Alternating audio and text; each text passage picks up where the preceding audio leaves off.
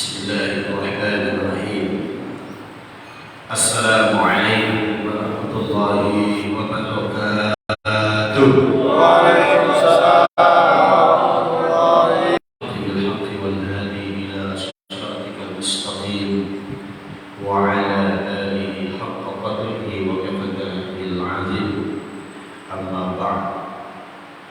Laqad qala Allah ta'ala fi ayatil munazzal وهو أصدق القائلين. أعوذ بالله من الشيطان الرجيم. بسم الله الرحمن الرحيم. سبحان الذي أسرى بعبده ليلا من المسجد الحرام إلى المسجد الأقصى الذي باركنا حوله لنريه من آياتنا إنه هو السميع البصير. صدق الله العظيم. Yang kami hormati Bapak-bapak pengurus DKM Masjid Syekh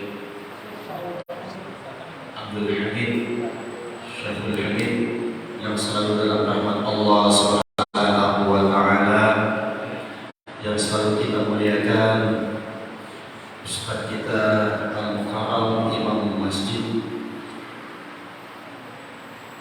yang selalu dalam lindungan Allah Subhanahu wa Ta'ala. Amin. Jamaah-jamaah, bapak-bapak, ibu-ibu yang selalu dimuliakan Allah Subhanahu wa Ta'ala. Alhamdulillah kita dalam keadaan sehat walafiat. Amin ya Allah. Mudah-mudahan rezeki kita, usaha yang kita lakukan selalu mendapatkan rezeki yang halal, thayyibah, mubarakah. Amin ya Allah. Dan anak-anak yang sangat kita cintai semoga menjadi generasi radhiyah, anak-anak yang saleh dan salihah. Amin ya rabbal alamin. Jamaah sekalian yang dimuliakan oleh Allah Subhanahu wa Ta'ala, kalaupun saat ini bertepatan dengan tanggal 29 Rajab dan besok adalah 30 Rajab, dan kalaupun kita lihat penanggalan di bulan Sya'ban itu adalah 29 hari, berarti bulan suci Ramadan insyaallah tinggal 30 hari lagi insyaallah. Alhamdulillah, bulan yang penuh dengan kemuliaan, penuh dengan keberkahan. Segala amal ibadah yang kita lakukan dilipat gandakan oleh Allah Subhanahu wa Ta'ala. Saat ini mungkin di tahun kedua kita laksanakan bulan suci Ramadan dalam keadaan pasca Covid-19, yang mana kita lihat wabah yang berkepanjangan 2 tahun lamanya, tidak bisa sholat berjamaah, berdampingan, amal-amal sajadah digulung semuanya, jarak-jarak dibuat dan lain sebagainya, sehingga jamaah haji Indonesia pada tahun 2019 dan tahun 2020 belum bisa berangkat ke tanah suci. Namun tahun kemarin 2021 dan saat ini 2022, alhamdulillah ya, walaupun ada sebagian jamaah haji laki-laki maupun perempuan, ada yang sudah Allah panggil dengan kewafatan dan kematian. Inna lillahi wa inna ilaihi raji'un. Mudah-mudahan kita yang belum berangkat dan yang sudah bersiap-siap berangkat pada tahun ini, insya Allah mudah-mudahan semuanya berkesempatan menuju Baitullah. Amin. Ya menjibasi dari ilal Makkah Mukarramah wa ilal Madinatul Munawwarah. Jadi semalam, bahkan kemarin malam, kita menapaktilasi perjalanan baginda kita Nabi Muhammad sallallahu alaihi wasallam dalam sebuah sejarah yang sangat panjang, sebuah kisah yang begitu menggugah jiwa kita masing-masing. Kalaupun Allah memerintahkan kepada hamba-hambanya, muslim laki-laki dan perempuan, untuk beribadah kepada Allah Subhanahu wa Ta'ala, kita bersyahadat, berkeyakinan ka'annaka tarahu fa illam takun tarahu fa innahu yaraka. Kita mengakui ibadah kita seakan-akan dilihat oleh Allah Subhanahu wa taala. Tetapi kalaupun kita tidak dilihat oleh Allah Subhanahu wa taala, kita yakin dengan hakul yakin, ainul yakin, dan keyakinan yang sesungguhnya bahwa amal ibadah kita selalu dalam perhatian Allah Subhanahu wa taala. Kalaupun bulan suci Ramadan, Allah menurunkan ayat dalam surah Al-Baqarah ayat 183. A'udzu billahi minasyaitonir rajim. Ya ayyuhalladzina amanu kutiba 'alaikumus shiyam kama kutiba 'alal ladzina min qablikum la'allakum tattaqun. Ayat ini menitikberatkan kepada kaum mukminin laki-laki dan mukminat perempuan berkewajiban melaksanakan ibadah puasa pada bulan suci Ramadan. Supaya apa? Dengan ibadah yang dilakukan sedikit demi sedikit, bertahap demi bertahap, dan setiap tahun ada peningkatan ibadah selama bulan suci Ramadan supaya menjadi hamba-hamba yang bertakwa kepada Allah Subhanahu wa taala. Kalau kita diperintahkan untuk berbagi dengan sebagian harta benda yang kita miliki, kita kenal di dalam Islam itu ada yang namanya zakat, ada yang namanya sedekah, ada yang namanya infak, ada yang namanya wakaf, ya, ada yang namanya hadiah. Ini 5 pemberian yang kita lakukan kepada sesama saudara kita. Ini maknanya berbeda-beda. Kalau bulan suci Ramadan, kita menunaikan kewajiban kita, yakni membayar zakat. Wa aqimus shalah wa atuz zakat. Dirikanlah salat dan tunaikanlah zakat. Allah turunkan ayatnya, ayat-ayatnya. Kalaupun perintah ke tanah suci, baik dengan umrah maupun berhaji kepada Allah Subhanahu wa taala, di dalam surah Al-Baqarah ayat 197. A'udzu billahi minasyaitonir rajim. Al-hajju asyhurun ma'lumat. Faman farada fihinna al-hajja fala rafatha wala fusuqa wala jidala fil hajj.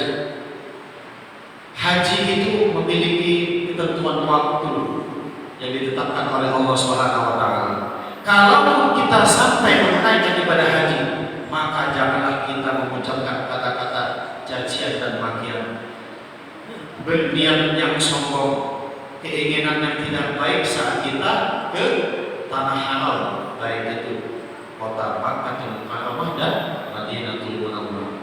Semuanya Allah jelaskan di dalam ayat-ayat suci Al-Quran dan dikuatkan dengan hadis Nabi Muhammad SAW. Tetapi ibadah yang satu ini menjadi sebuah rutinitas kita, kewajiban kita setelah kita akil baligh.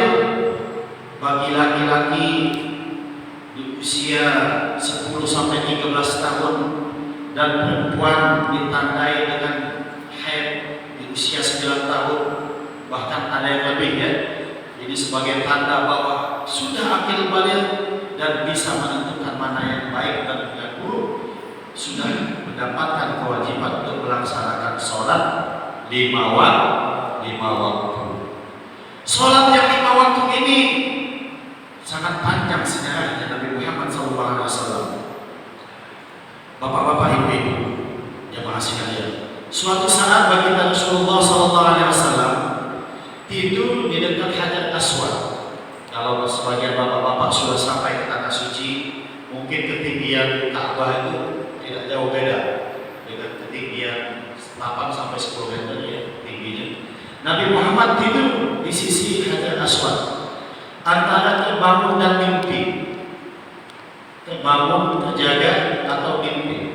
Beliau didatangi 2 malaikat, malaikat Jibril dan malaikat Mikail, sampai 3 kali, sehingga beliau terbangun.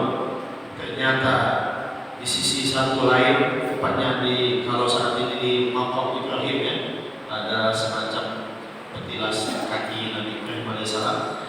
Di sana tertambat sebuah kuda putih bersayap yang kita kenal dengan buruk. Buruk ini asal katanya adalah barakun, yakni kilat.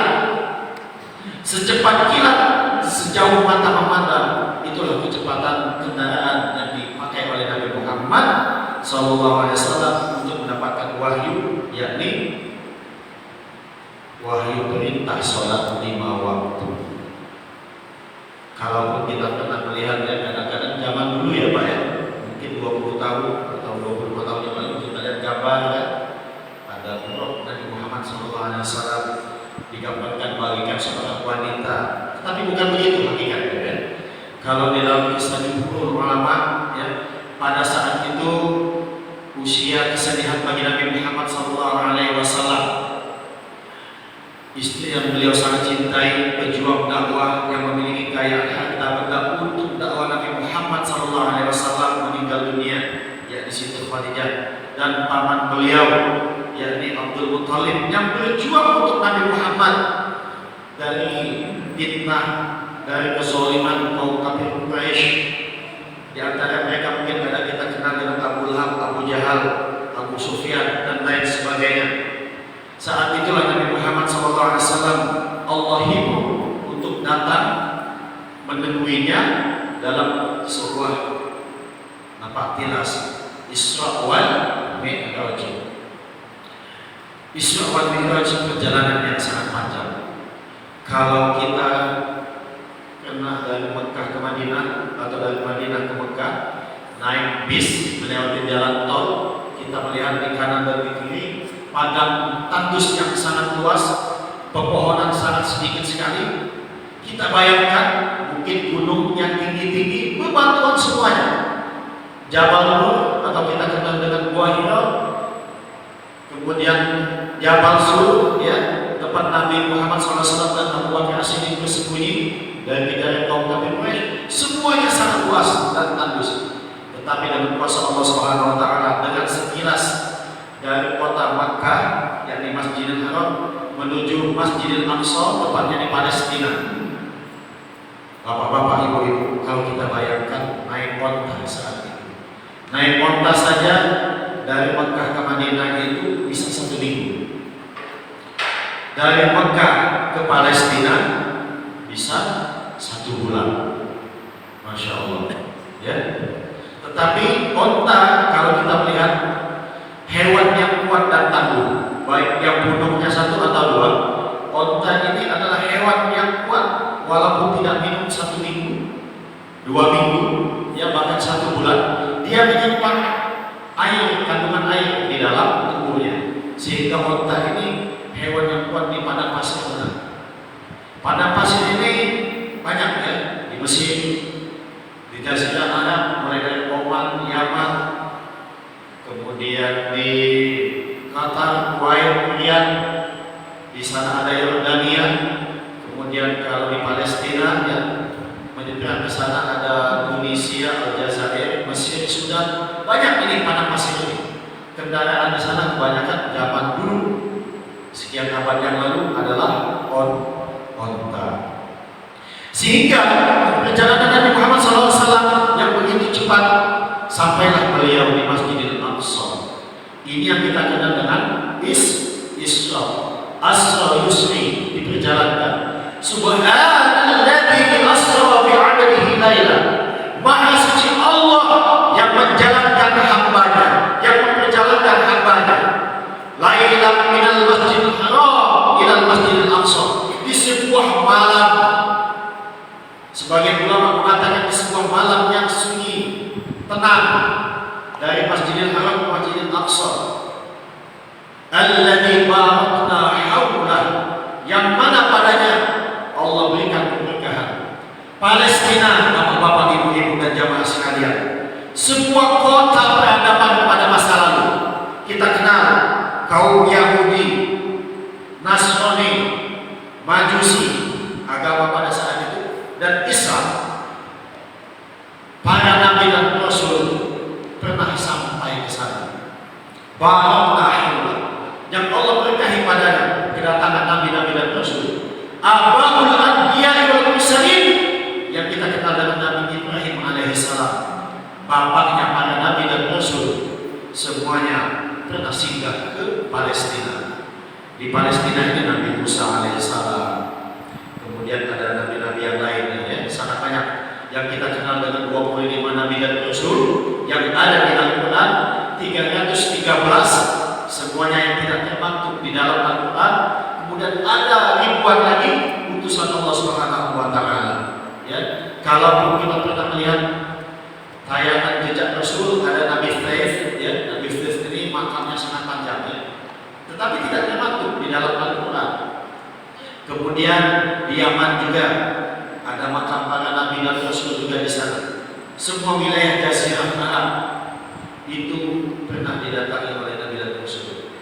Tetapi Masjidil Aqsa atau Palestina, Qubbatus Shahra, Qubbatus Shahra ini kalau kita sering lihat, Shahra ini adalah mengkilat emas, ya, kubah yang mengkilat. Hakikatnya bukan itu. Nah, ini contohnya. Ini sejadah ini, ya, seakan-akan melambangkan Masjidil Aqsa. Padahal bukan ini. Kalau kita lihat gambar ada masjid kubahnya mengkilat, itu bukan Masjidil Aqsa. Masjidil Aqsa itu ada di depannya, kubahnya hitam, kubahnya warna hitam. Sebab wilayah Masjidil Aqsa ini sebuah tempat yang sangat luas, ya. Kalau kita lihat di Google Maps, ini sebuah tempat. Kalau lihat satelit, ini sebuah tempat. Ada 2 masjid di sana, Qubbatus Shahra, ya. Disinilah yang diperebutkan oleh Nasrani, diperebutkan oleh Yahudi dan umat Islam. Mengapa? Di bawahnya itu ada petilasan Nabi Sulaiman alaihissalam. Sehingga orang Yahudi mereka menjaga masjid ini, dan umat Islam yang sholat di masjid ini, kita lihat kejadian-kejadian mereka ditembak, ya, ditembak-tembaki, dibunuh. Kemudian umat Islam hanya menggunakan batu, kemudian ketapel dan lain sebagainya sampai saat ini. Dan sejarah ini sangat panjang. Pada Perang Dunia Kedua, kita ingat pada tahun 1940-an sampai 1445 pas kemerdekaan Indonesia, kaum Yahudi saat itu kita kenal dengan Holocaust, ya, pembantaian yang dilakukan oleh Hitler. Hitler ini sangat benci dengan Yahudi. Mengapa? Mereka ini sangat licik, mereka ini sangat kejam. Dan kita kenal dalam ayat-ayat Al-Quran, mereka dikenal dengan Bani Israel, ya. Bani Israel saat ini dikenal dengan bangsa Israel. Nah, mereka ini zamannya Hitler dibantai. Di dalam kisahnya sampai jutaan, 2-3 juta orang Yahudi yang meninggal dunia di Eropa saat ini. Mereka tidak memiliki tempat tinggal, sehingga pada tahun 1940-an mereka melalui inisiasi Yahudi yang ada di Amerika dan di Inggris diletakkanlah di Palestina. Awalnya hanya satu tempat yang sangat kecil. Kalau kita lihat 100% mereka hanya 5% saat itu. Pada tahun 1970-an mereka sudah mulai 60-40, ya, 60% Islam, 40% Muslim, 40% Yahudi. Kemudian pada tahun 90-an, ya, 1990-an kita sering melihat di televisi dulu, walaupun TV ini Presiden Palestina Yasser Arafat, ya Pak, ya, ingat ya, Pak Yasser Arafat, ya, Allah yarham, semoga Allah menerima beliau di sisinya. Saat itu Islam sudah kebalikannya, 60% Yahudi, kemudian 40% yang Islam, yang Muslim. Kemudian pada tahun 2000-an dan saat ini sudah 2023, ini umat Islam yang ada di wilayah Palestina itu hanya berjumlah 10%. Masya Allah. Mereka ada di jalur Gaza.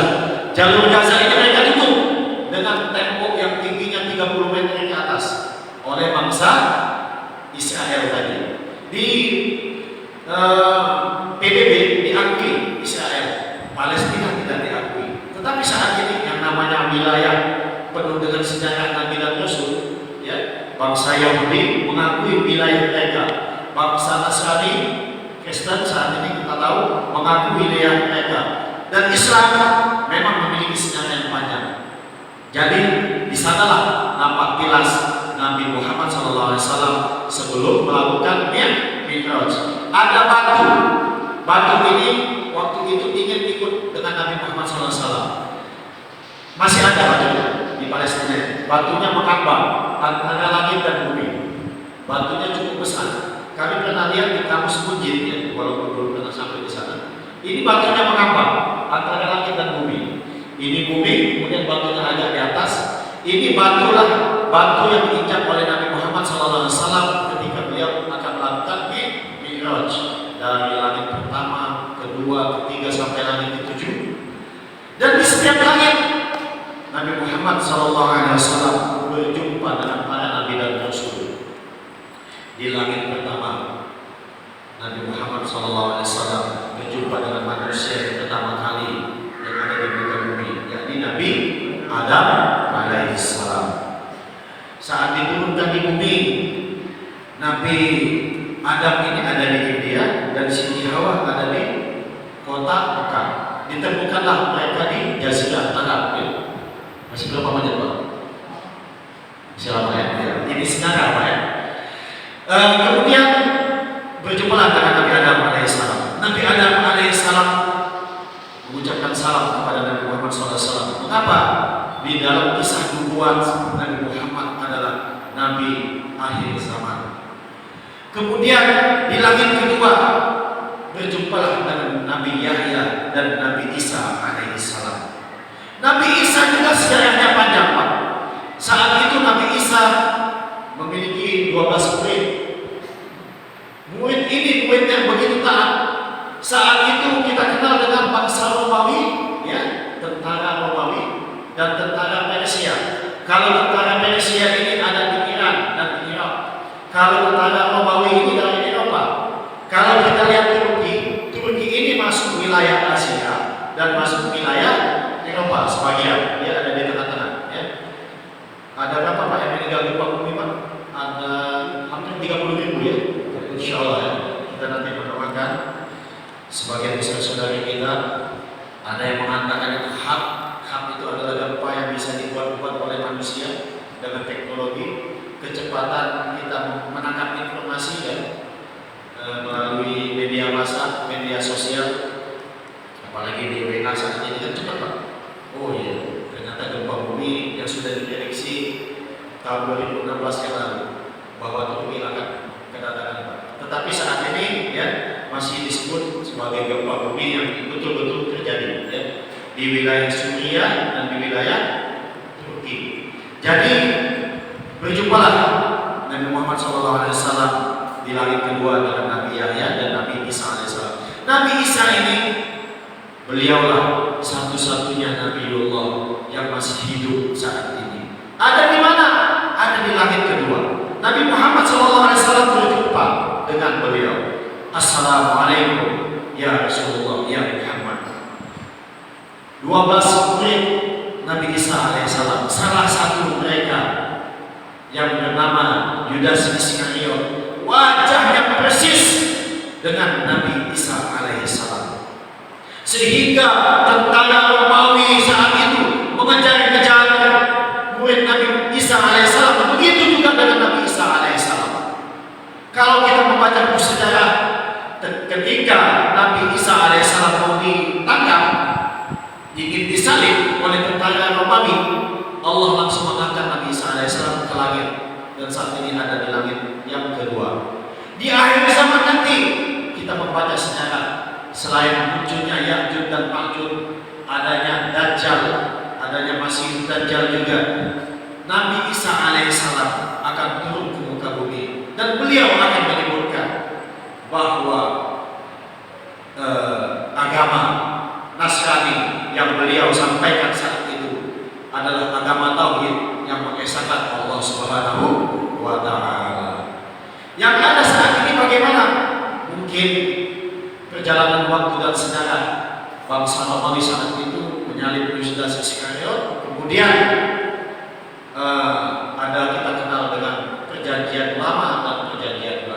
Wallahu a'lamu bishawab. Kemudian di langit ketiga berjumpa juga dengan Nabi Yusuf alaihissalam.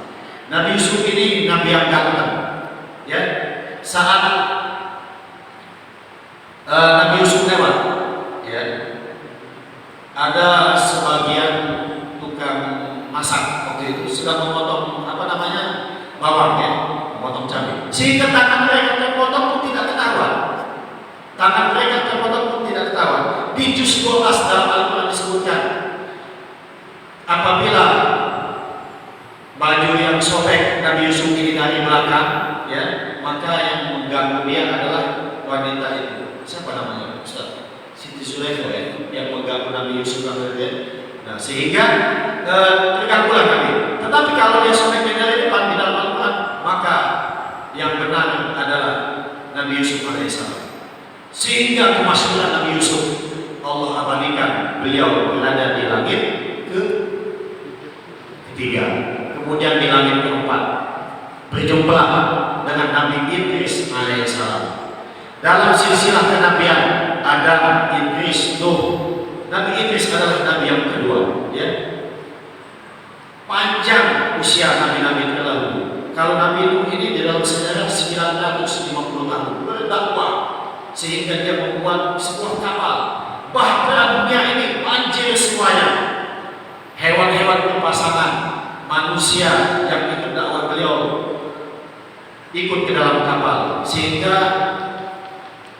melalui kemajuan dan teknologi kapal Nabi Nuh itu ada di sebuah bukit, ya.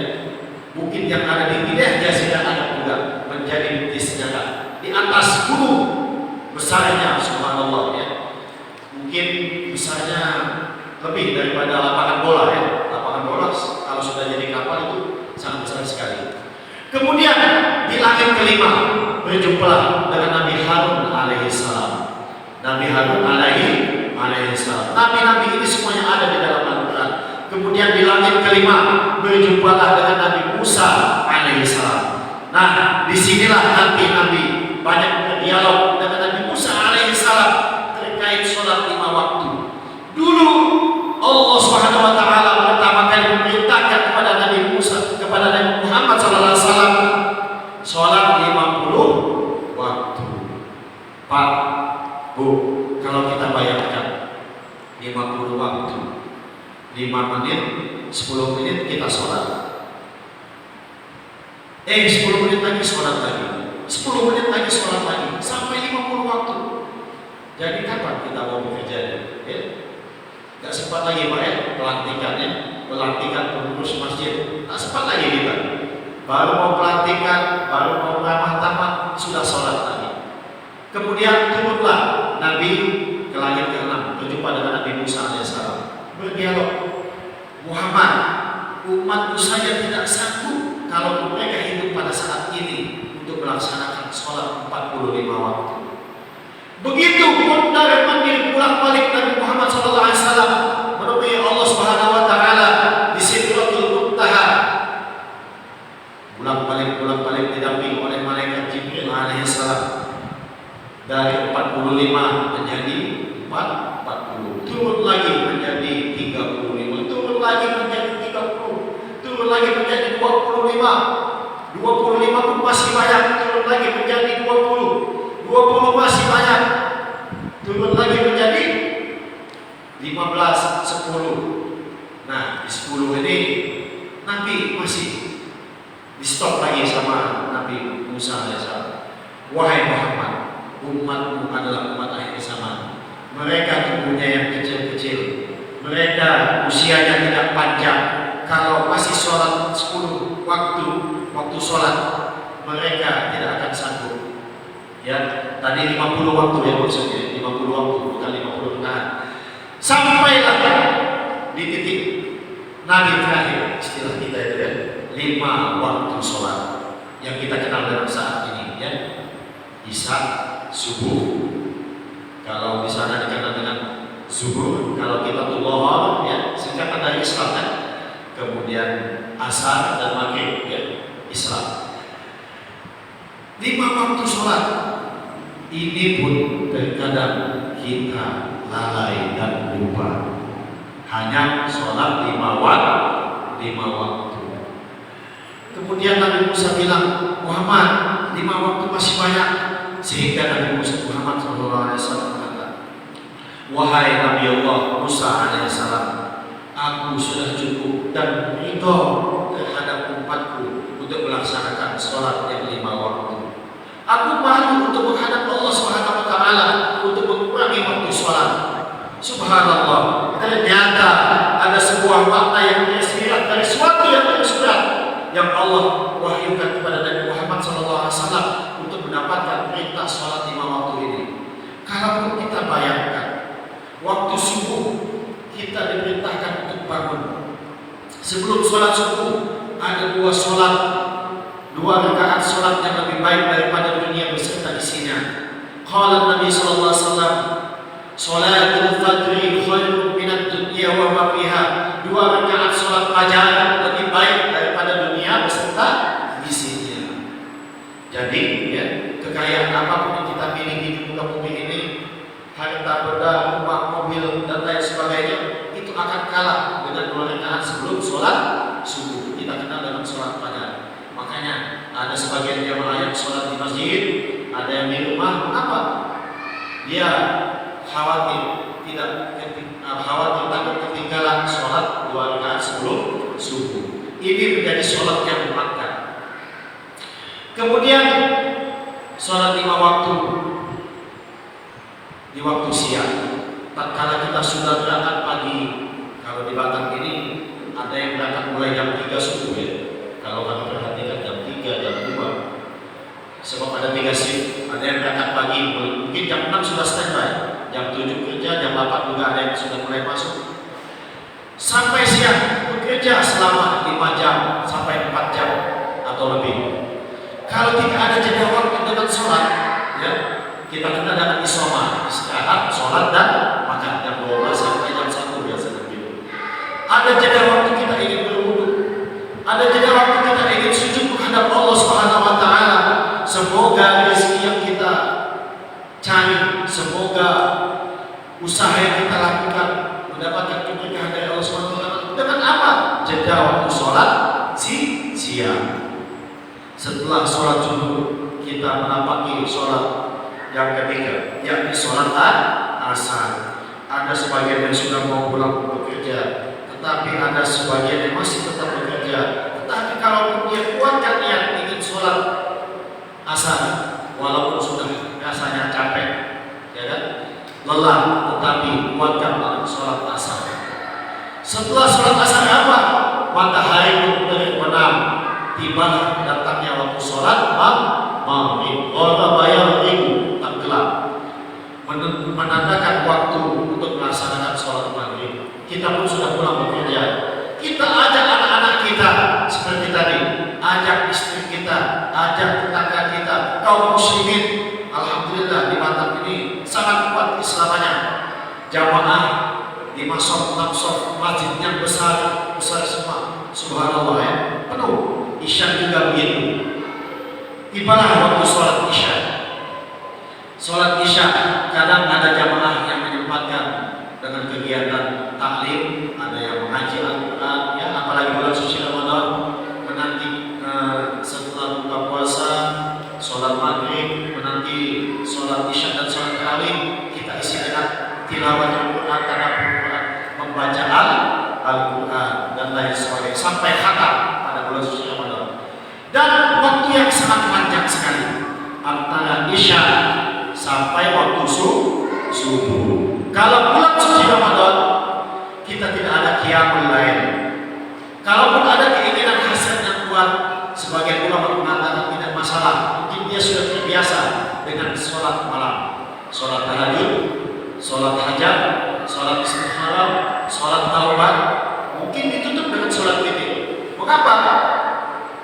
Nabi Muhammad sholat yang pertama kali yang beliau lakukan adalah sholat tahajud. Ayatnya jelas, wa minal laili fatahajjad bi nafilatan lak asa an yab'atsaka rabbuka maqaman mahmuda. Dan daripada sebagian malam maka bertahajudlah kalian, maka sholat malamlah kalian. Nafilatan lak sebagai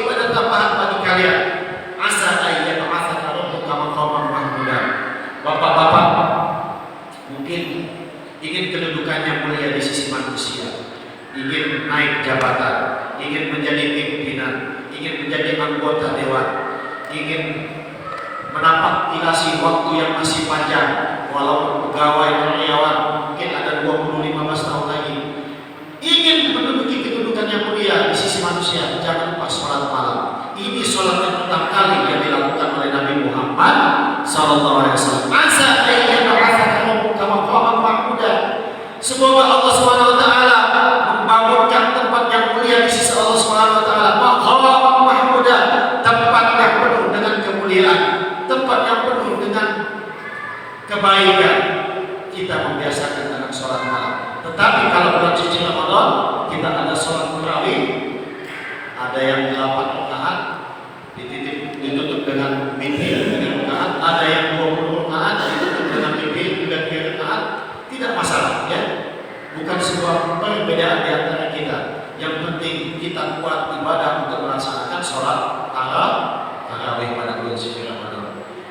5 waktu hanya didapatkan oleh Nabi Muhammad SAW melalui perintah sholat imam. Di langit ke-7 berjumpa dengan siapa Nabi Muhammad SAW? Berjumpa dengan Abul Anbiya wal Mursalin, yakni Nabi Ibrahim alaihi salam.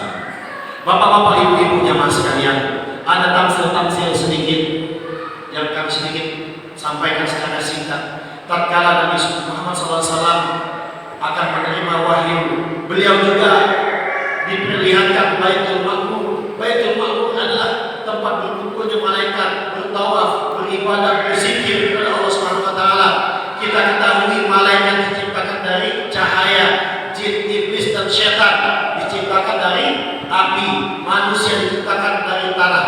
Unsur yang berbeda, tetapi malaikat tidak memiliki nafsu seperti manusia, tidak memiliki hawa dan nafsu. Mereka hanya berdoa, berzikir, kemudian mengucapkan kalimat-kalimat thayyibah, berdoa kepada Allah Subhanahu wa taala. Iblis kebalikannya, ya, dia tidak beribadah kepada Allah Subhanahu wa taala. Dulu saat mereka ada di surga Allah Subhanahu wa taala, semua makhluk ciptaan Allah Subhanahu wa taala, baik dari golongan jin dan golongan malaikat, semuanya berzikir kepada Allah Subhanahu wa taala. Tetapi tatkala Allah ingin menurunkan seorang khalifah yang diciptakan dari unsur tanah, iblis mulai sombong, tidak mau sujud kepada manusia pertama, yakni Nabi Adam alaihissalam. Mengapa? Iblis sudah tahu manusia ini suatu saat akan melakukan pertumpahan darah, manusia ini suatu saat akan saling membunuh, berperang dan lain sebagainya. Allah jelaskan di dalam surat Al-Baqarah ayat 30. Wa idh qala rabbuka lil malaikati inni ja'ilun fil ardi khalifah qalu ataj'al fiha man yufsidu fiha wa yasfiku ad-dima' wa nahnu nusabbihu bihamdika wa nuqaddisu lak qala inni a'lamu ma la ta'lamun. Ternyata Allah lebih tahu daripada maksud makhluk-makhluk yang Dia ciptakan. Di Baitul Ma'mur, malaikat Jibril dan malaikat Mikail tidak sanggup lagi sampai ke Sidratul Muntaha, yakni arsy tempat Allah bersemayam. Malaikat hanya mengantarkan hanya sampai Baitul Ma'mur. Nabi Muhammad ternyata mi'rajnya menemui Allah Subhanahu wa taala dengan sendirinya, dengan menaiki Mi'raj, berjumpalah Allah Subhanahu wa taala. Kita tidak mengetahui apakah Nabi Muhammad SAW menatap dan menyaksikan langsung Allah Subhanahu wa taala sang pencipta alam semesta ini. Wallahu a'lam bishawab. Ada sebagian ulama, tetapi ini ulama dengan riwayat yang lemah, bisa menatap langsung Allah Subhanahu wa taala. Musa alaihissalam di dalam Al-Qur'an disebutkan ingin berjumpa dengan Allah Subhanahu wa taala, tidak sanggup di Bukit Tursina. Ternyata cahaya keajaiban kekuatan Allah Subhanahu wa taala melebihi daripada mukjizat-mukjizat Nabi dan Rasul yang ada di kampung ini. Mungkin Nabi Muhammad berjumpa dengan mata batinnya, dengan hatinya. Jadi perjalanan yang dilakukan oleh Nabi Muhammad SAW yang kita kenal dengan Isra dan Mi'raj sangatlah perjalanan yang sangat mulia dan suci. Nabi ditamsilkan melihat perumpamaan, dipanggil oleh nenek-nenek menemani Muhammad, tetapi Nabi Muhammad lewat saja. Mengapa? Ini diibaratkan dunia yang semakin tua, ya. Kalau yang memanggil muda, ya, mungkin berbeda, ya. Kemudian ada tamsil lagi. Nabi juga berjumpa dengan seorang hamba yang menanam padi, ya. Tatkala ia menanam di depan, tumbuhlah, panenlah padi yang di belakang, di samping dan ini. Ini ibaratkan bagi apa? Orang yang menanam kebaikan, maka Allah akan berikan kebaikan setimpal padanya. Fajazahu sayyi'an, fajazahu hasanun, fal hasanun bimithliha. Allah akan membalas kebaikan dengan kebaikan sepertinya. Ini perumpamaannya. Kemudian tatkala di langit kedua ada sebuah tamsil, yakni Allah menunjukkan kepada Nabi Muhammad SAW dengan wafatnya para syuhada di sebelah kanan, ya. Kalau kita ibaratkan kanan ini sesuatu yang sangat baik, ya, penuh dengan kemuliaan. Kita menunjukkan jempol tangan kanan, kita menunjuk tangan kanan, kita pun beradaptasi makan, minum, itu juga dengan tangan kanan. Tangan kiri apa? Memiliki juga fungsi yang lain, ya. Mungkin saat kita di kamar mandi, di toilet, kita manfaatkan tangan kiri kita untuk hajat kecil dan hajat besar. Tetapi tangan kanan ada hadis Nabi Muhammad SAW. Makanlah dan minumlah kalian dengan tangan kalian, tangan kanan kalian. Mengapa? Iblis dan setan menggunakan tangan kiri, ya. Walaupun ada sebagian manusia ada sebuah kebiasaan mungkin mulai kecil menulis tangan kiri, ya kan. Kemudian main bulu tangkis tangan kiri, kemudian makan tangan kiri. Itu bukan ini sebuah kebiasaan saja, yang tidak. Tetapi kalau dibiasakan dengan tangan kanan, insya Allah, ya, sampai dia dewasa akan menjadi kebaikan baginya di tangannya kanan. Apabila kita bersedekah tangan kanan, ya, diibaratkan jangan sampai tangan kiri kita mengetahui. Maksudnya apa? Kalaupun kita bersedekah berbagi terhadap sesama, kita sembunyikanlah besar kecilnya. Kadang-kadang tidak mau disebutkan, tidak masalah. Ada juga yang mengatakan tahadus bil nikmah, supaya kita memberi contoh buat yang lain, sehingga diumumkanlah di masjid di musola yang menyumbang uang sekian juta, sekian puluh juta adalah si A, fulan bin fulan. Mengapa? Mungkin dia tahadus bil nikmah, ungkapan syukur kepada Allah Subhanahu wa taala. Wa amma bi ni'mati rabbika fahaddits, di dalam surat Al-Duha. Dan dengan nikmat karunia Allah Subhanahu wa taala, maka engkau haruslah bersinar, engkau sebutkan nikmat tersebut, insyaallah. Bapak-bapak, ibu-ibu jamaah sekalian, insyaallah bukan setiap tahun kita melaksanakan Isra Mi'raj peringatannya. Setiap tahun juga kita memperingatinya. Bertahun-tahun, mungkin sudah puluhan tahun. Ada nuzulul Quran bulan Ramadan, ada Maulid Nabi bulan Rabiul Awal, ada Isra Mi'raj di bulan Rajab, ada Muharram di bulan Muharram. Kemudian kita peringatkan juga Idul Fitri, Idul Adha, hari raya Kurban setiap tahun. Mengapa? Untuk mengingatkan diri kita masing-masing, untuk mengingatkan istri kita, ingin mengingatkan suami kita, ingin mengingatkan keluarga yang sangat kita cintai dengan amal ibadah yang selalu kita tingkatkan. Insya Allah. Mudah-mudahan jamaah sekalian, kita istiqomah menjaga sholat 5 waktu kita kuatkan dengan sholat qobliyah dan ba'diyah. Di dalam hadis Bulughul Maram disebutkan yang sholat sunnah muakkad itu ada 5 waktu. Ingat Pak, ya, ibu-ibu, 2 rakaat sebelum sholat subuh, 2 rakaat sebelum sholat zuhur, 2 rakaat sesudah sholat zuhur, 2 rakaat sesudah sholat maghrib, dan 2 rakaat setelah sholat isya. Mengapa kita melaksanakan sholat qobliyah ba'diyah? Mungkin di dalam sholat 5 waktu kita lalai, kita lupa, kita masih ingat dengan pekerjaan kita masih ingat dengan uang kita yang ada di mana, kita masih ingat dengan anak-anak kita, istri kita, dan siapapun, sehingga sholat kita tidak khusyuk. Mengapa ada sholat qobliyah dan ba'diyah? Itulah sebagai penambal kelalaian dan kelupaan kita. Insya Allah, ya, dimana kita semakin meningkat, kita kuatkan dengan qiyamul lail, kita kuatkan dengan sholat qobliyah ba'diyah. Mungkin pagi kita sempatkan dengan sholat duha untuk menarik rezeki yang baik dari sisi Allah Subhanahu wa taala. Insya Allah, jamaah yang dimuliakan Allah Subhanahu wa taala. Mungkin inilah ilmu yang singkat yang dapat kami sampaikan. Kami masih baru Pak di Kota Batam, baru 2 bulan lamanya. Alhamdulillah kami berhijrah ke sini ya, tinggal di sebuah pesantren di Stockholm di sana, pesantren alam anak modern, anak yatim, fakir, duafa, miskin, gratis semuanya Pak. Sudah 2 tahun ini, mudah-mudahan kami istiqomah di sana ya, dan insya Allah mudah-mudahan kita dapat menjadikan amal ibadah kita lebih baik lagi di sisi Allah Subhanahu wa taala. Amin ya rabbal alamin. Kita tutup dengan doa kafaratul majelis. Subhanakallahumma wa bihamdika asyhadu an la ilaha illa anta astaghfiruka wa atubu ilaik. Hadanallahu wa iyyakum ajma'in. Billahi taufiq wal hidayah wa bil ridha wal inayah.